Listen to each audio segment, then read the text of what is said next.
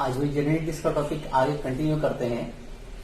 Total अभी तक का जो स्टेप वाइज जेनेटिक्स आप लोग को एक्सप्लेन की जा चुकी है वो 4 स्टेप है।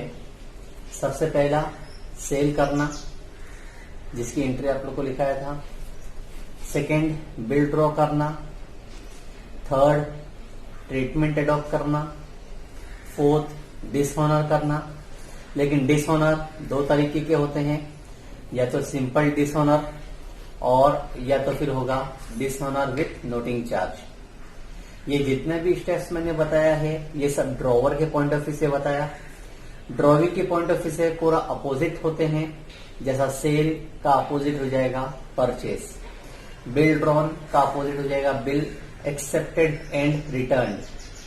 ट्रीटमेंट जो कि सिर्फ ड्रॉवर में होता है, ड्रॉवी उस ट्रीटमेंट को एडॉप्ट करता ही नहीं है, या ऐसा कह सकते हैं कि ड्रॉवी में ट्रीटमेंट की कोई एंट्री नहीं आती।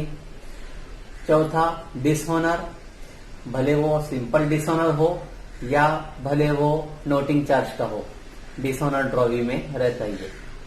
अब उसी के आगे की जेनेटिक्स कंटिन्यू करता हूं। पहले एक्सप्लेन कर देता हूं, जो कि मैंने पहले भी एक्सप्लेन कर चुका था।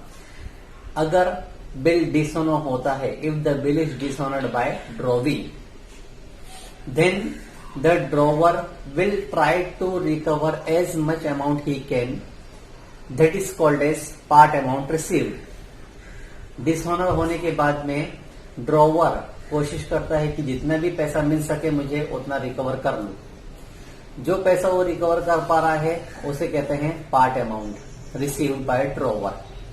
और जो अमाउंट रिकवर नहीं हो पाता उसके लिए न्यू बिल ड्रॉ किया जाता है। न्यू बिल इंक्लूडिंग इंटरेस्ट, लेकिन नया बिल जो भी बनाया जाता है उसमें इंटरेस्ट चार्ज कर दिया जाता है। वो इंटरेस्ट एक तरह का पेनल्टी हो गया ड्रॉवी के लिए कि ड्यू डेट पे तुमने पुराने बिल का पेमेंट नहीं किया था, इसीलिए आपसे वो पेनल्टी ली जाती है। तो आज उसी के बेस से एंट्री पास करना चालू करते हैं।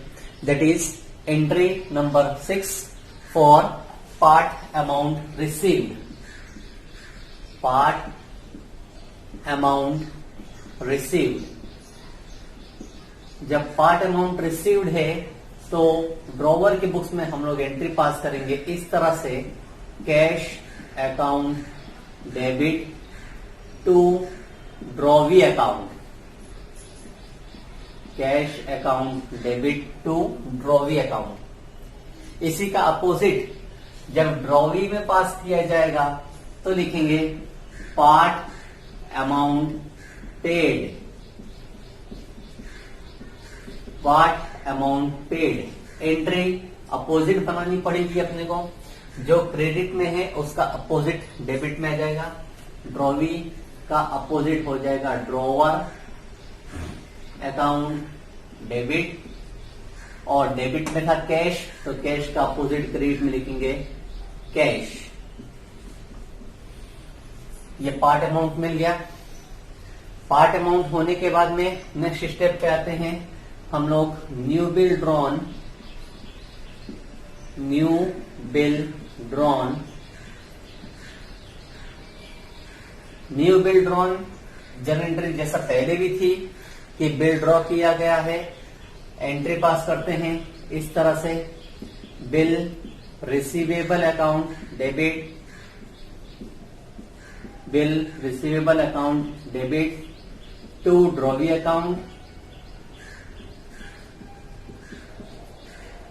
ड्रॉवर में न्यू बिल ड्रॉ करने की entry, bill receivable account debit to drawee account. इसी का अपोजिट हम लोग पास करेंगे, new bill accepted and return. Step number 7,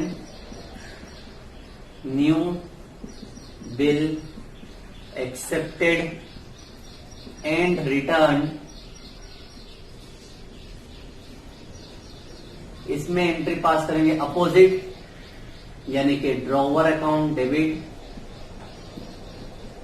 drawer account debit to bill payable account. और एक चीज जो मैंने अभी एक्सप्लेन किया था आप लोग को वो है इंटरेस्ट चार्ज। इंटरेस्ट चार्ज जो इंटरेस्ट चार्ज किया जाएगा उसके लिए एंट्री। इंटरेस्ट ड्रॉवी के पॉइंट ऑफ व्यू से पेनल्टी है, लेकिन ड्रॉवर के पॉइंट ऑफ व्यू से उसके लिए एक इनकम हो गई। तो एंट्री पास करेंगे कुछ इस तरह से, interest drawee account debit to interest account. इसको फुल तरह से लिखा जा सकता है interest receivable account.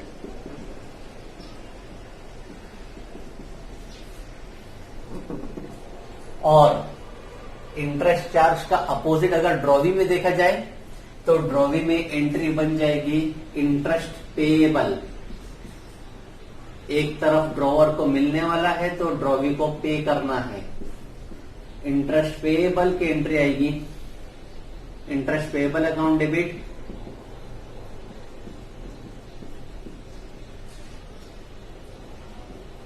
Interest payable account debit to drawer account.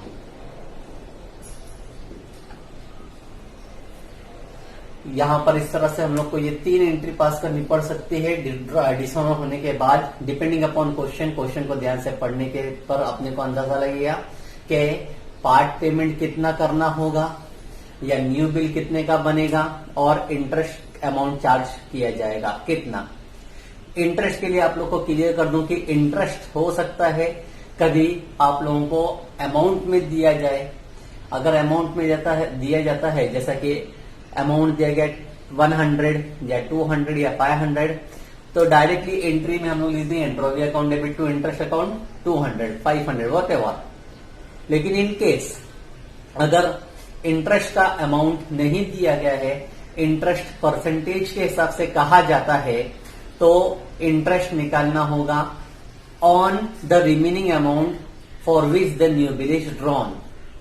पहली चीज, इंटरेस्ट कैलकुलेट किया जाएगा फॉर द रिमेनिंग अमाउंट। जो अमाउंट पे कर चुके हैं उसके ऊपर इंटरेस्ट चार्ज नहीं होता, जो पे करना बाकी रह गया है उसके ऊपर इंटरेस्ट चार्ज होगा। और for the remaining months of new bill, जितना नए बिल के लिए तुमने बनाया है पीरियड उतने के लिए, यानी कि अमाउंट इंटरेस्ट कैलकुलेट करने का तरीका कुछ इस तरह से होगा, remaining amount multiply by percentage upon 100 multiply by, example लो कि नया बिल 3 मंथ्स का है तो आउट ऑफ 12। इस तरह से कैलकुलेट करेंगे। जब परसेंटेज दिया गया है तो हम लोग को मिलेगा इंटरेस्ट का एक्चुअल अमाउंट। ठीक है, जरूरी ये भी नहीं है कि ये तीनों ही एंट्री हर क्वेश्चन में हम लोग को पास करना पड़े। डिपेंडिंग अपॉन क्वेश्चन में भी, क्वेश्चन में अगर पार्ट पेमेंट करने नहीं कहा गया है तो पार्ट पेमेंट की एंट्री नहीं आएगी। डायरेक्टली हम लोग पास करेंगे न्यू बिल और न्यू बिल के साथ में इंटरेस्ट। डिपेंड किया जाएगा पूरा क्वेश्चन के ऊपर। नेक्स्ट स्टेप, टोटल अभी तक के जितने स्टेप हुए हैं यहां पर हम लोगों ने जाके देखा कि नया बिल बना दिया गया है, न्यू बिल ड्रॉ हो गया, ड्रॉवी ने उस बिल को एक्सेप्ट कर लिया for a period, interest charge हो गया, पार्ट पेमेंट भी मिल चुका। अब नया बिल जो बना है, नए बिल के साथ में सेम वही कॉन्सेप्ट हो सकता है जो कि पहले बताया गया था, ट्रीटमेंट 4 होते हैं, 4 में से कोई भी तरह का ट्रीटमेंट एडॉप्ट किया जा सकता है। Either the bill will be retained by drawer or it may be discounted with the bank or it is endorsed to endorsee third person or it may be sent to bank for collection। ये 4 treatment जो पहले भी explain किए गए थे वो 4 वापिस से हो सकते हैं। अगर कोई ट्रीटमेंट एडॉप्ट किया जाता है तो हम लोग को वही एंट्री वापिस से रिपीट करनी पड़ेगी कि अगर इन केस डिस्काउंट किया गया है तो डिस्काउंट की एंट्री पास कर देंगे, अगर इन केस बीएसबीसी किया गया bill send to bank for collection तो बीएसबीसी की एंट्री पास की जाएगी, लेकिन उसका इफेक्ट ड्रॉवी में नहीं आएगा। ठीक है, वो एंट्री पहले लिखा चुका था इसलिए वापिस से नहीं लिखा रहा हूं। डायरेक्टली आते हैं ड्यू डेट पे। अगर ड्रॉवी ड्यू डेट पे पेमेंट कर देता है तो उसको हम लोग बोलते हैं हॉनर ऑफ अ बिल। नया बिल बनाया गया था, नया बिल ड्यू डेट पे पेमेंट कर दिया जाए, पेमेंट ड्रॉवर को मिल जाए तो उसको हम लोग बोलेंगे हॉनर ऑफ अ बिल।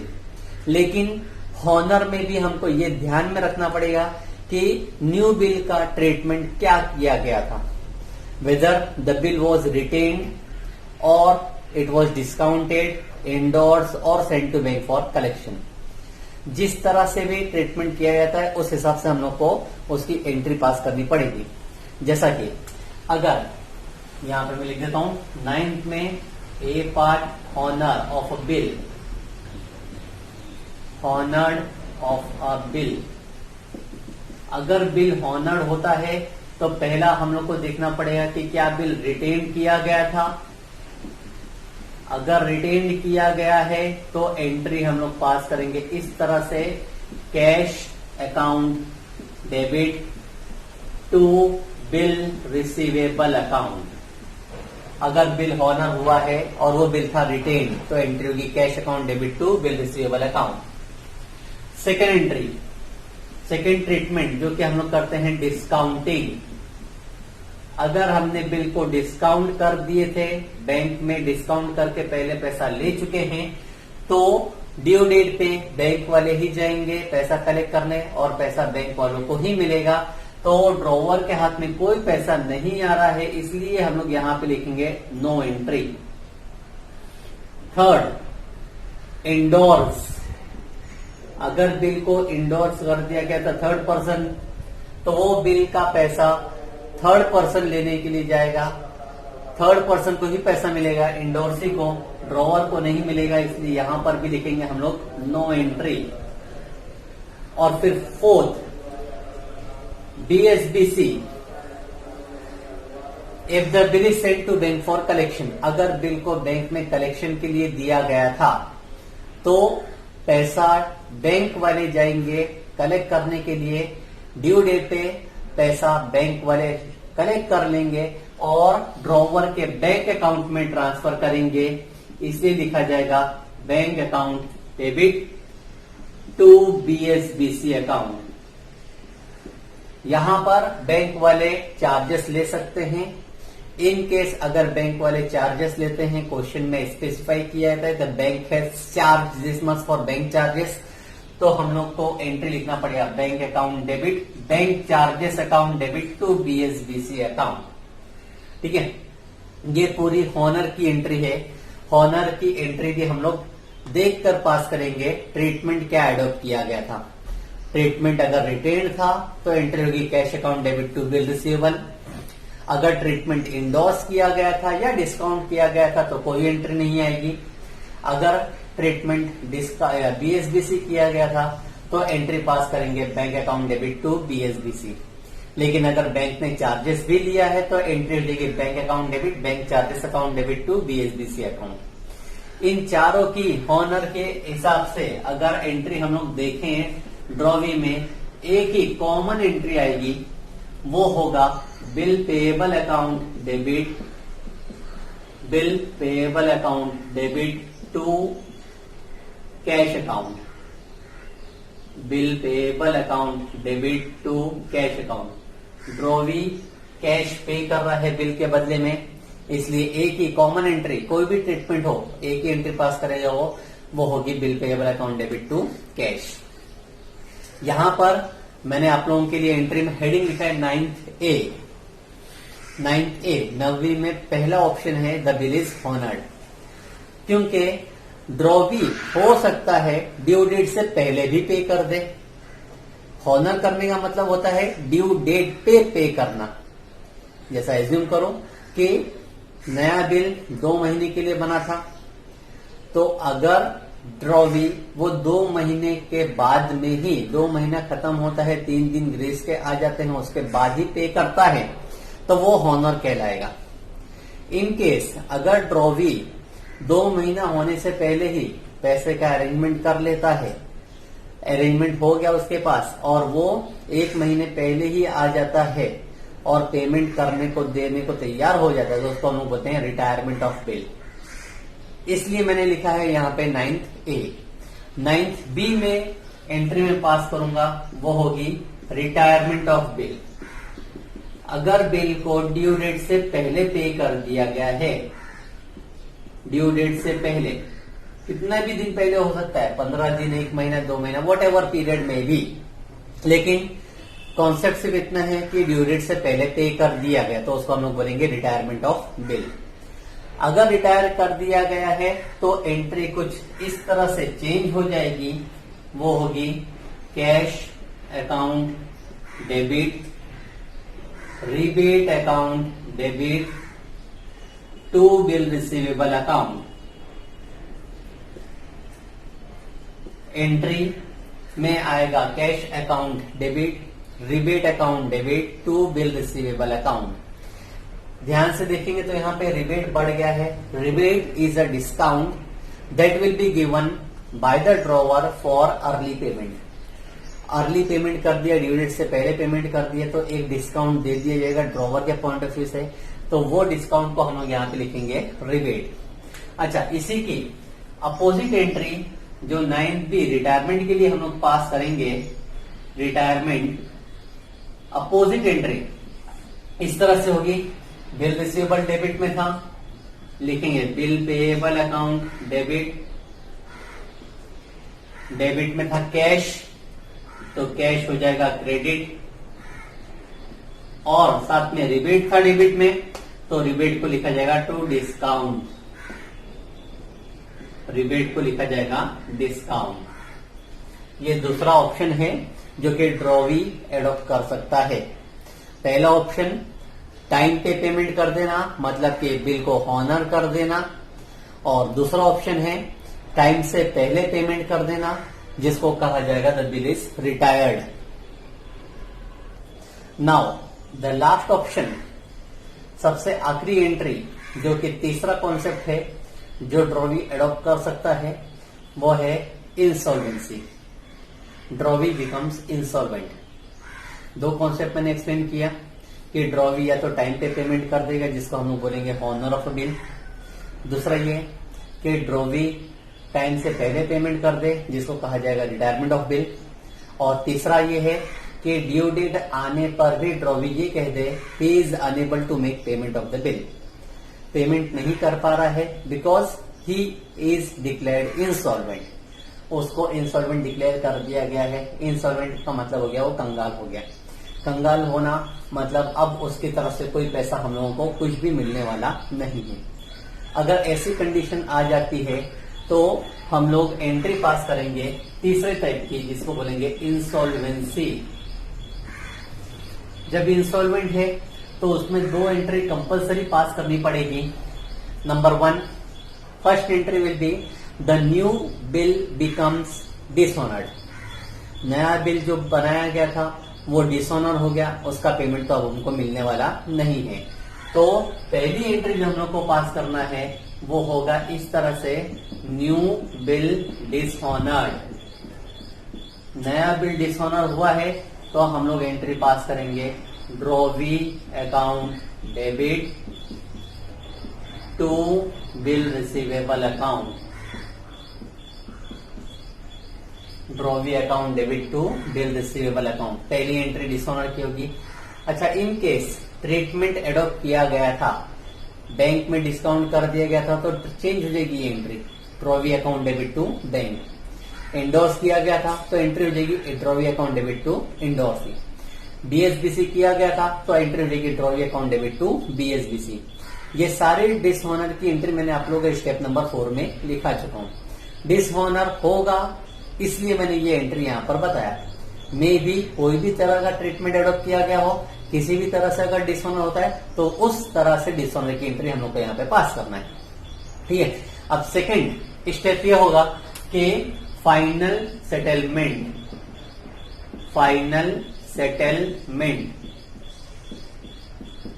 नया बिल डिसऑनर हो गया, फिर भी ड्रॉवी के पास से कुछ ना कुछ अमाउंट रिकवर करने की कोशिश ड्रॉवर करता ही है कि जितना अमाउंट मुझे मिल सके फाइनली उतना रिकवर कर लूं, और उसके बाद में कुछ भी अमाउंट मुझे मिलने वाला नहीं है, तो उसके बाद में नया बिल भी नहीं बनेगा, ना पार्ट पेमेंट मिलेगा, कुछ नहीं। फाइनल सेटलमेंट को हम लोग फाइनल डिविडेंड के नाम से भी कह जाते हैं। तो यहाँ पर हम लोग को एक बार आखिरी कोशिश करनी पड़ती है कि जितना पैसा हो सके उतना रिकवर कर लो आखिरी बार, और जो नहीं रिकवर हो पाए उसको भूल जाओ। तो जब हम फाइनल डिविडेंड के लिए एंट्री पास करेंगे तो होगी कुछ इस तरह से, कैश अकाउंट डेबिट, जो पैसा मिल गया वो कैश में लिखा जाएगा। फिर लिखेंगे बैड डेब्ट्स अकाउंट डेबिट, जो पैसा नहीं मिल पा रहा है वो बैड डेब्ट्स कहलाएगा, amount not recovered from drawee. और फिर क्रेडिट में लिखेंगे टू ड्रॉवी अकाउंट। इस तरह से एंट्री पास करेंगे, cash account debit, bad debts account debit to drawee account. Drawee से जितना भी न्यू बिल का अमाउंट था वो ड्रॉवी में आएगा। जो पैसा मिल चुका है हमको वो कैश में लिखेंगे, जो पैसा नहीं मिलने वाला है अब वो हो गया हमारे लिए बैड डेब्ट्स। अच्छा, अब ये दोनों एंट्री का अपोजिट एक एक करके हम लोग देखते हैं। 9 का सी, इंसॉल्वेंसी। इंसॉल्वेंसी में पहला entry new bill dishonour, opposite entry पास की जाएगी।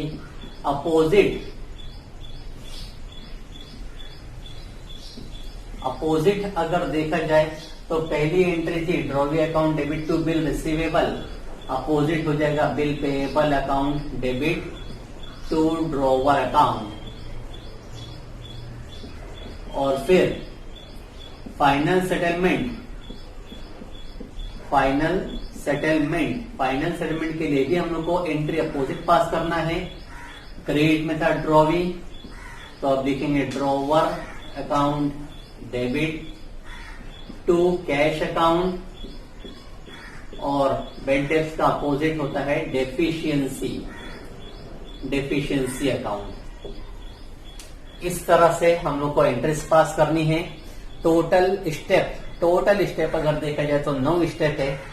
हर क्वेश्चन में ये 9 स्टेप के हिसाब से हम लोग को एंट्री पास करनी है। क्वेश्चन को ध्यान से पढ़ें और फिर ये सारी एंट्रीज को देख के पास करती है। एक बार वापिस से पूरी स्टेप एंट्रीज एक्सप्लेन कर देता हूं।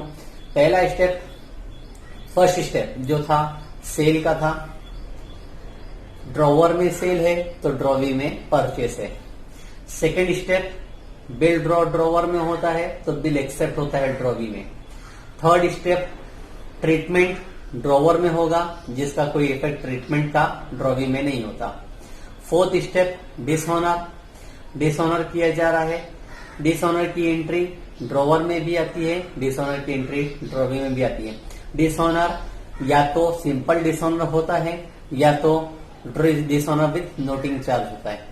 उसके बाद में आता है part amount paid, new bill drawn और इंटरेस्ट चार्ज। डिसऑनर के बाद में ये सब चीजें, जो पैसा मिल गया पार्ट पेमेंट, जिसने जो नहीं मिला उसके लिए नया बिल बनाया न्यू बिल ड्रॉन, और जो नया बिल अमाउंट है उसके ऊपर इंटरेस्ट चार्ज किया जाएगा। इंटरेस्ट कैलकुलेट करने के लिए मैंने एक फॉर्मूला भी लिखा था। और उसके बाद में लास्ट चीजें होती है कि न्यू बिल का ट्रीटमेंट एडॉप्ट किया जा सकता है। अगर ट्रीटमेंट नहीं एडॉप्ट कर रहे हैं मतलब होता है रिटेन कर लिए तो ड्यू डेट पे ड्रॉवी के ऊपर डिपेंड होता है 3 कॉन्सेप्ट। या तो बिल ऑनर कर दिया जाए, पहला कॉन्सेप्ट। दूसरा कॉन्सेप्ट होता है या तो बिल को रिटायरमेंट कर दिया जाए, टाइम से पहले पे कर दिया जाए। और तीसरा होता है कि ड्रॉवी हो गया इंस्टॉलमेंट। तो हम लोगों को क्वेश्चन में ये सारी एंट्रीज देखकर पास करनी है। सारी की सारी एंट्रीज एक साथ में नहीं आएगी, डिपेंडिंग जैसा सेंटेंस कहा गया है वैसी एंट्री आएगी। तो हम लोग, हमारे लिए ये जरूरी है कि पहला हम लोग क्वेश्चन को ध्यान से पढ़ें, समझें सेंटेंस का मतलब क्या होता है। दूसरा, जर्नल एंट्रीज पूरी याद रखें। जर्नल एंट्रीज जो याद आएगी, जो स्टेप की है वही एंट्री पास होना चाहिए, अपोजिट नहीं, गलत नहीं होनी चाहिए। ये भी देखना है हमको ड्रॉवर की बुक से एंट्री पास करना है या ड्रॉवी की, जैसा क्वेश्चन बोला जाएगा वैसा। तो कंपलसरी पार्ट अब ये रहेगा हमारे लिए कि पहला हम लोगों को स्टेप जो क्वेश्चन में कहा गया है वो सही से समझना है। दूसरा, जर्नल एंट्रीज को पूरा सही से याद करना है, तो सॉल्यूशन करने में हमको कोई तकलीफ नहीं आएगी। ठीक है।